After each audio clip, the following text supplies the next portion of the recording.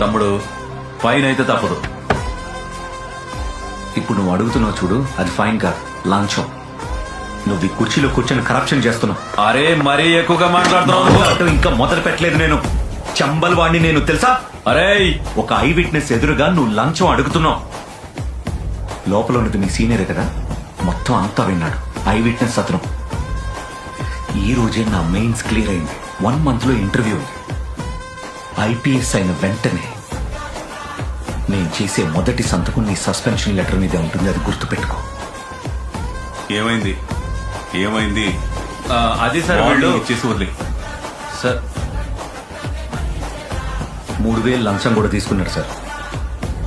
తిరిగిచ్చేయి, sir అది తిరిగిచ్చేయి.